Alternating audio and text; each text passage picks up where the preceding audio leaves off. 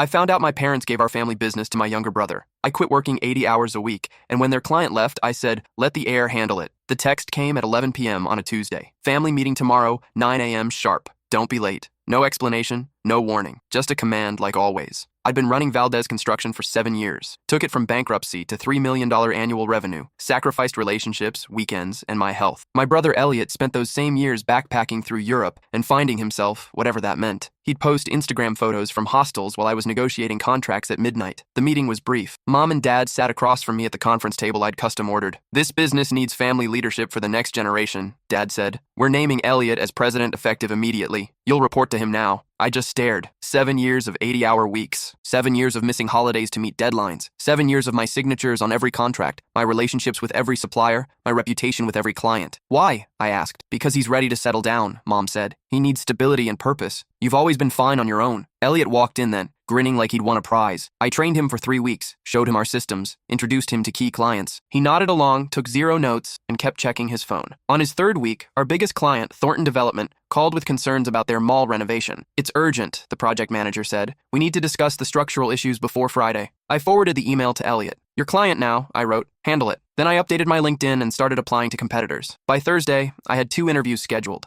Elliot still hadn't responded to Thornton. Friday morning, the project manager called me directly. We're pulling our contract, he said. Your new guy never called back, never addressed our concerns. We can't work with amateurs. That's unfortunate, I said calmly. You'll need to speak with the president about that. I'm just an employee now. I gave him Elliot's number and hung up. The Thornton contract was worth $800,000. Losing it meant laying off half our crew. Dad called me 47 times that weekend. I declined every call. Monday morning, I walked into the office to find Mom, Dad, and Elliot in crisis mode. Fix this, Dad demanded. Call Thornton and fix this mess. I shook my head. I don't have the authority. I report to the president now, remember? Ask him to handle it. Elliot looked panicked. I don't know what to say to them, he admitted. You've always dealt with the clients. That's the problem, I replied. I've always dealt with everything. I grabbed my coffee and walked to my desk. That afternoon, I received an offer from Sterling Construction, our main competitor. 20% raise, equity options, and they wanted me to bring my client relationships. I accepted immediately. My 2 weeks' notice landed on Dad's desk like a bomb. You can't do this, he said. This is family. Family, I repeated. Right. The family that gave away my life's work to someone who can't return a phone call. The family that valued his potential over my results. That family? During my final week, 3 more clients called asking for me specifically. I forwarded each one to Elliot with the same message. Please contact the president. By Wednesday, 2 had already moved their projects to Sterling.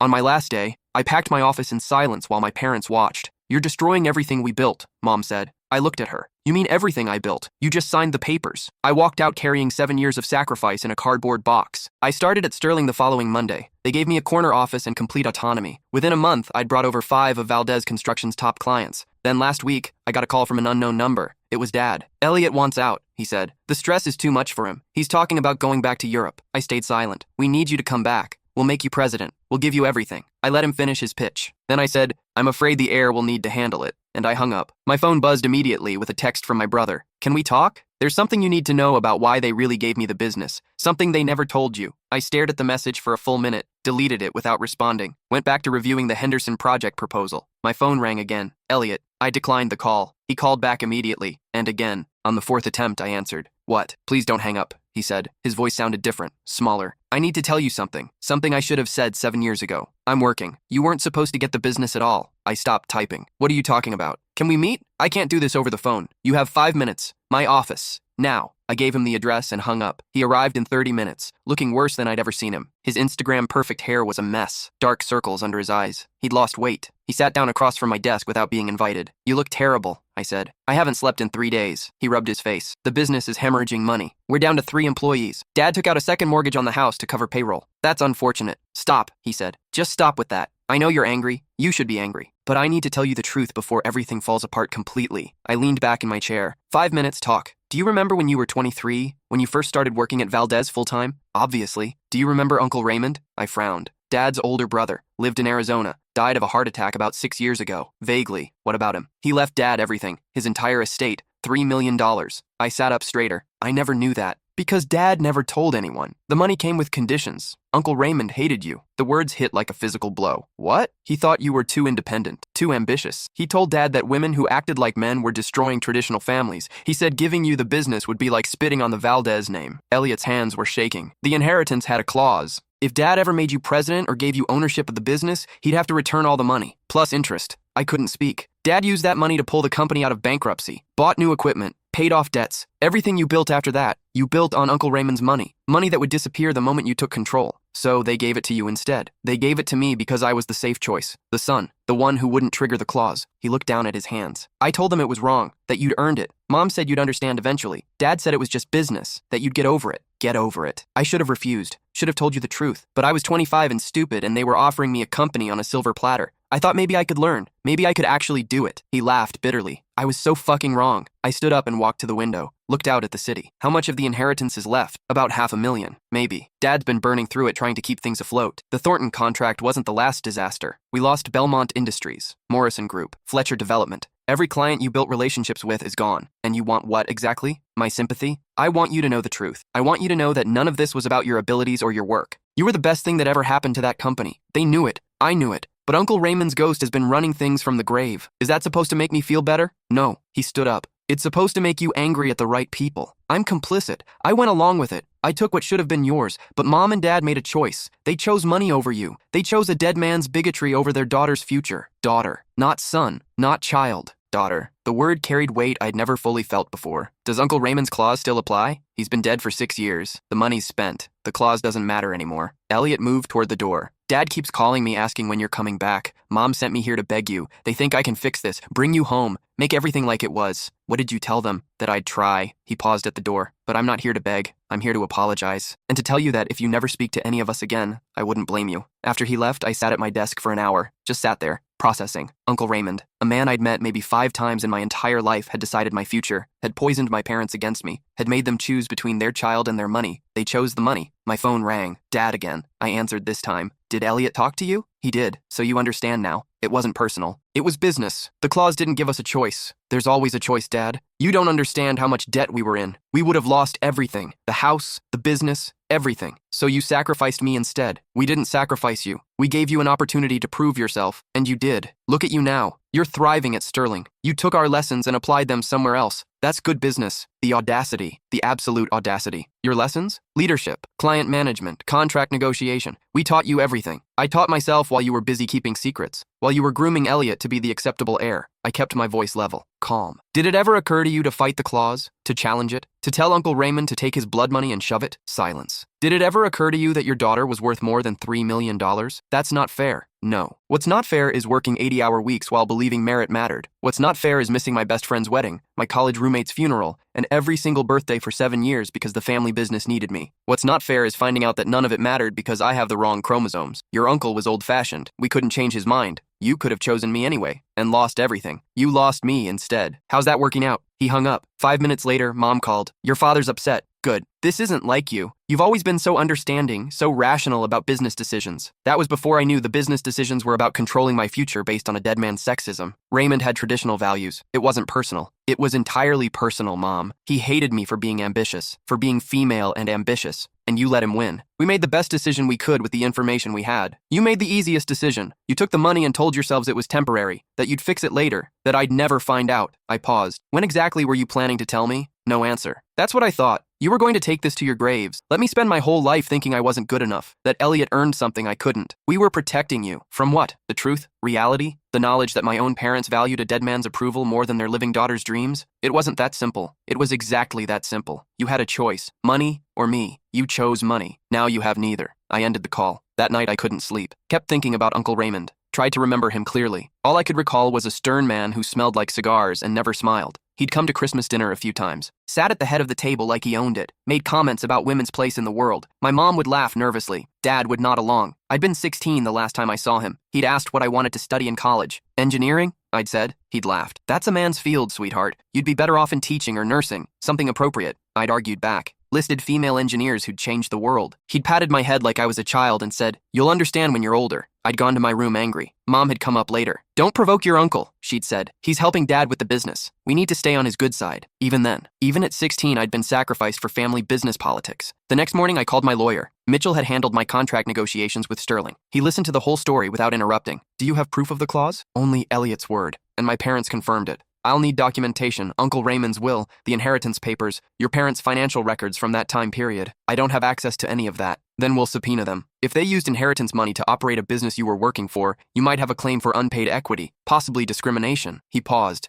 This could get ugly. It's already ugly. I mean legally ugly. Family lawsuits tend to destroy relationships permanently. The relationship's already destroyed. They destroyed it 6 years ago when they chose cash over honesty. We filed papers 3 days later. Discovery requests, depositions. My parents' lawyer called me directly, which violated protocol. This is unnecessary, he said. Your parents are willing to negotiate. I'm not. You're going to bankrupt them. The business is failing. They've mortgaged everything. Legal fees alone will ruin them. They should have thought of that before building their empire on a foundation of lies. The deposition was scheduled for the following month. In the meantime, Sterling promoted me to senior partner. My division was bringing in 40% of the company's revenue. They gave me a bonus that was twice my annual salary at Valdez. I bought a condo downtown, got a dog, started dating someone who didn't know or care about construction business drama. Life was good. Life was mine. Then Elliot showed up at my apartment at midnight. He looked worse than before. They're going to lose the house, he said without preamble. I know. Dad had a breakdown yesterday. Literally collapsed. Mom found him on the office floor having a panic attack. I'm sorry that's happening. Are you, though? I looked at him, really looked at him. He wasn't the golden boy anymore, the backpacking adventurer, the chosen heir. He was just a 32-year-old guy who'd been handed something he never wanted and had no idea how to use. What do you want from me, Elliot? I don't know. Mercy? Understanding? I'm watching our parents fall apart. The business Dad built over 30 years is dying. They're losing everything. They had everything. They chose to gamble it on bigotry. Uncle Raymond was the bigot, not them. They enforced his bigotry. They let it dictate their decisions. They let it destroy their relationship with their daughter. I crossed my arms. Where were you when this clause got activated? When they made the choice to accept the money? I was in Thailand. Convenient. I didn't know about any of this until they told me I was getting the business. And by then, you'd already been working there for 3 years. The money was already spent. The company was already rebuilt. What was I supposed to do? Give it back to you and trigger the clause retroactively? We would have owed millions. You were supposed to tell me the truth. I was 25 and stupid and scared. They convinced me you'd be fine, that you were strong enough to handle anything, that this was just a temporary setback. He sat down on my steps, uninvited. I believed them because I wanted to believe them, because believing them meant I got to keep the prize. The prize is yours. Enjoy it. There's nothing left to enjoy. We're 3 weeks from bankruptcy. The house goes into foreclosure next month. Dad's having medical issues from the stress. Mom's not sleeping. I don't know what to do. That's the thing about being president. You're supposed to have answers. He looked up at me with something close to hatred. You're really going to watch them lose everything? Watch the business die? Just to prove a point? I'm not doing anything. I left. They made their choices. Now they're living with the consequences. They're your parents. Parents who lied to me for 6 years. Who let me believe I failed when I'd actually succeeded beyond measure. Who chose a dead man's prejudice over their living daughter's future. Those parents, they made a mistake. They made a choice. There's a difference. He stood up. I won't ask again. I won't beg. But I want you to know that when they lose everything, it's on you. You have the power to stop this, to help, and you're choosing not to. I'm choosing me. For the first time in my life, I'm choosing me. He left. I went inside and poured a drink, sat with the weight of his words. Was I cruel? Was I taking this too far? I thought about the last 7 years, the exhaustion, the sacrifices, the clients I'd wined and dined, the contracts I'd saved, the crisis management, the innovations, the growth. Every single success had been mine. Every failure had been mine to fix. I'd been the backbone of that company, while Elliot posted sunset photos from Bali. And through it all, my parents had known that Uncle Raymond's clause existed, known that I was building something I could never legally own, known that they were borrowing my labor and expertise under false pretenses. I wasn't cruel. I was done. The lawsuit moved forward. Discovery revealed everything. Uncle Raymond's will was worse than Elliot had described. The clause wasn't just about me becoming president. It extended to any ownership, leadership role, or significant equity stake for me specifically. Uncle Raymond had actually named me, had written paragraphs about how giving power to women like me would destroy family values and traditional business practices. My lawyer was furious. This is textbook discrimination. It's horrifying. The will also revealed something else. Uncle Raymond had been dying when he'd written it. Had known he had 6 months maximum, had used his final living act to ensure I couldn't inherit anything from the family business, that my work would never be formally recognized, that my future would be controlled by his corpse. Why did he hate me so much? I asked my lawyer. From what I can piece together from depositions, you reminded him of his ex-wife. She'd divorced him in the 70s, took half his business in the settlement. He never forgave her. Apparently you have her same drive and independence. I was being punished for resembling a woman who dared to leave an unhappy marriage 40 years ago. The trial date approached. My parents hired a better lawyer, mounted a defense. Their argument was simple. They'd made a business decision based on legal constraints. They'd acted in the company's best interest. I had no claim to equity or compensation beyond what I'd already received in salary. My lawyer countered with documentation. Timesheets showing I'd worked an average of 73 hours per week for 7 years. Emails from clients specifically requesting me. Contracts I'd negotiated that saved the company hundreds of thousands. Testimony from employees about my role. The case was ironclad. 2 days before trial, my mother called. "Please," she said. Just that one word. Then she was crying, full breaking sobs. "Please don't do this." I waited for her to compose herself. "We were wrong," she said finally. "We were wrong to accept the money. Wrong to hide it. Wrong to let Raymond's hatred dictate our decisions. We were wrong. Why are you telling me this now? Because we're losing everything anyway. The lawsuit will bankrupt us. The business will die. The house will be taken. We'll lose it all. And for what? To prove we were right? We weren't right. We were cowards. Is Dad there?" Muffled sounds. Then his voice. "I'm here. Do you agree with what Mom just said?" Silence stretched. Then quietly, "Yes, say it. We were wrong. We chose money over our daughter. We let a dead man's bigotry control our family. We destroyed your trust and your future with us. We were wrong." I felt something crack inside my chest. Not forgiveness. Not yet. But maybe the beginning of it. "Drop your defense," I said. "Admit everything in court. Let the judge decide fair compensation. No games. No lawyers trying to minimize damages. Just truth. And then we'll see." The trial lasted 2 days. My parents' lawyer tried to salvage something, but Dad insisted on telling the complete truth. He explained the clause, the decision-making process, how they'd rationalized it, how they'd convinced themselves I'd be fine, how they'd planned to fix it eventually, but never did. The judge was a woman in her 60s. She listened without expression. At the end, she asked Dad directly, "Did you ever consider that the clause itself was illegal? That you could have challenged it?" "No, Your Honor." "Did you ever consider returning the money? The money was already spent by the time we realized the moral implications." "Did you ever consider telling your daughter the truth?" "We should have. We didn't." The judge awarded me $2.3 million in unpaid equity and damages. It was more than the inheritance had been worth, more than the company could pay. The business would have to be sold. The house would go. Everything would be liquidated to pay the judgment. After the verdict, I sat in the parking lot of the courthouse, felt empty. I'd won. Completely, totally won. And it felt like nothing. My phone rang. Unknown number. "This is Patricia Okonkwo from Thornton Development. We met briefly several years ago." I remembered her, the project manager who'd pulled the contract. "I heard about the trial, the judge's verdict. I wanted to reach out." She paused. "I'm calling to offer you a contract. Direct. Not through Sterling. Not through Valdez. Through you. I don't have a company. Yet. But you have a reputation. You have relationships. You have skills. We have 3 major projects starting next quarter. We want you to oversee them. If you're interested in building something new, something yours, we'd like to be your first client." I sat up straighter. "What's the contract value?" $4. $2 million across all 3 projects. 24 months, with options for renewal. Something sparked in my chest. Not revenge, not anger, possibility. "I'll need to review the terms. Of course, I'll send everything over. But I wanted you to hear this first. What happened to you was wrong. We all knew you were the backbone of Valdez. When you left, we left. Simple as that. You built those relationships. You earned that trust. And we want to work with you, not with whoever happens to have a deed to a company name." After she hung up, 3 more calls came in. Other former clients, all making similar offers. By the end of the day, I had potential contracts worth over $11 million.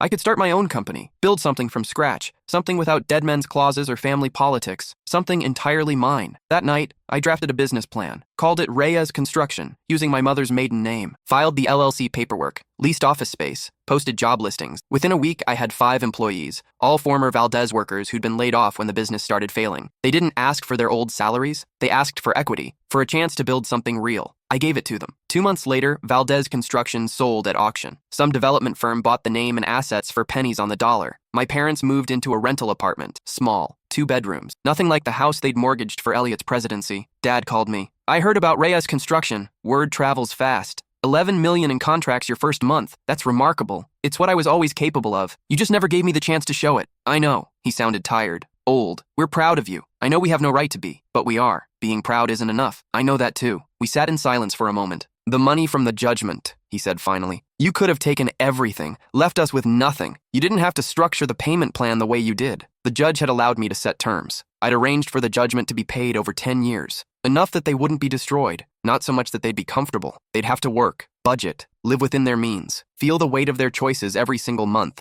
"I didn't do it for you," I said. "I did it because completely destroying you would make me like Uncle Raymond, and I refuse to be anything like that man." "Fair enough. But don't mistake mercy for forgiveness. You stole 7 years from me. 7 years of believing I wasn't good enough. 7 years of grinding myself down trying to prove worth I'd already demonstrated. That's not something that gets fixed with apologies and phone calls. What would fix it?" I thought about that. Time, maybe. Actual change. Real acknowledgement of what you did and why it was wrong. Not just saying the words, living them. How do we do that? That's your problem to solve, Dad. Not mine. I'm done solving your problems. I hung up and went back to work. my work, my company, my future. Elliot got a job as a project manager at a mid-size firm. I heard he was decent at it when he wasn't running the whole show. He sent me an email 6 months later. Just one line. "You were always better at this than me." I should have said that sooner. I didn't reply. Didn't need to. Mom started therapy. Sent me the receipt once a month like proof of homework. Went to groups about internalized misogyny and generational trauma. Never asked me to acknowledge her efforts. Just kept going. A year passed. Then 2. Rhea's construction grew. We landed bigger projects, hired more people, opened a second office. I gave every employee equity options, made sure everyone knew their work mattered, that their labor wouldn't be stolen or minimized, that they were building something together. 3 years after the lawsuit, my mother called. "I'm having surgery next month. Minor thing, but I wanted you to know. Do you need anything?" "No. I just thought you should know, in case something happens." "Nothing's going to happen. Still, I wanted you to know." She paused. "Your father's been volunteering at a women's business center, teaching financial literacy, helping female entrepreneurs navigate business loans and contracts. He's been doing it for a year. Why are you telling me this?" "Because I want you to know he's trying. We're both trying, not to earn forgiveness, just to be better people than we were." "Good for you. Would you ever want to have coffee? Just coffee. No expectations, no apologies, just sitting together." I thought about it. About Uncle Raymond's ghost and the choices my parents made. About the 7 years I'd lost and the future I'd built anyway. About mercy and forgiveness and whether they were the same thing. "Maybe," I said. "Not yet, but maybe someday." "That's enough," she said quietly. "That's more than enough." 5 years after everything fell apart, I was named one of the top contractors in the state. The business publication did a feature. They wanted the whole story. The rise, the betrayal, the Phoenix from Ashes comeback. I gave them the sanitized version. Family business didn't work out. Started my own company. Focus on the future, not the past. But privately, I thought about Uncle Raymond,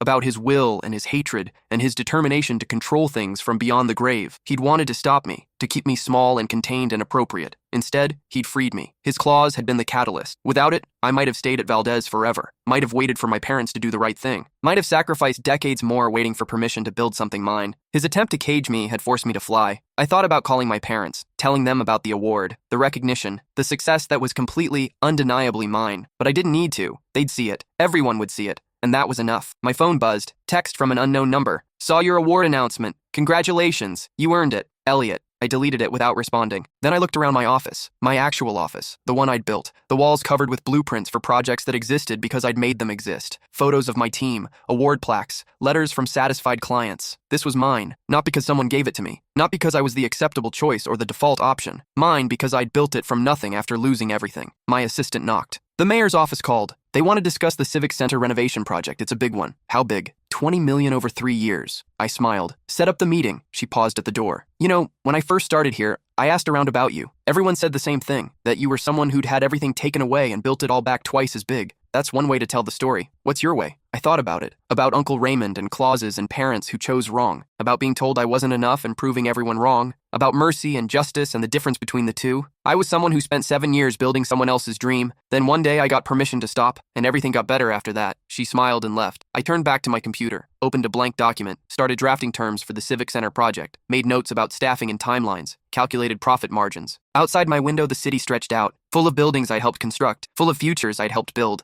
full of possibility that existed because I'd refused to stay small. My phone rang. Dad. I almost didn't answer, but something made me pick up. "Hey," he said. "Hey, I don't want anything. I just wanted to tell you I saw the news about the award, and I wanted to say I'm proud of you, not as your father, just as someone who recognizes extraordinary achievement when he sees it." I leaned back in my chair. "Thanks. That's all. I'll let you get back to work." "Dad?" "Yeah? Mom said you're teaching at the Women's Business Center." "I am. 3 nights a week." "Why?" He was quiet for a moment. "Because I spent 30 years teaching men how to succeed in business. Seemed like I should spend whatever time I have left teaching women the same thing. Maybe help some daughter avoid having a father like me." It was the most honest thing he'd ever said to me. "That's good," I said. "That's really good. I'm also working on something else, a scholarship fund for women in construction and engineering, named after your mother's mother, your grandmother, who I never got to meet but who apparently was told she was too smart for college. I want to make sure no one else gets told that." "How are you funding it?" "The payment plan you set up. I'm putting half of what we pay you each month into the fund. Mom's contributing too. We can't undo what we did, but maybe we can stop it from happening to someone else." I felt something shift.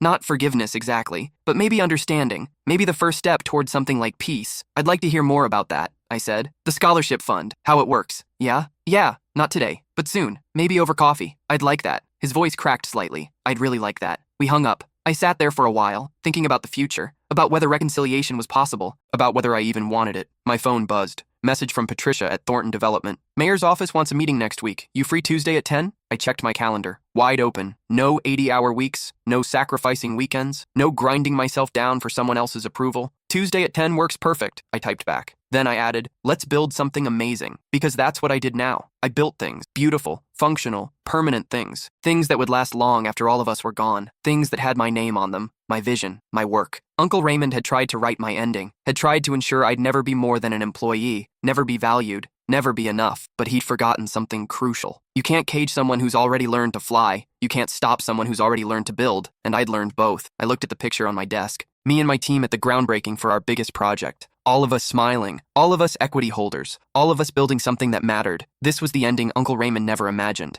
The one my parents hadn't believed possible. The one even I hadn't fully envisioned when I walked out of Valdez Construction carrying 7 years in a cardboard box. This was better than revenge, better than proving anyone wrong. This was freedom, and I'd earned every single piece of it.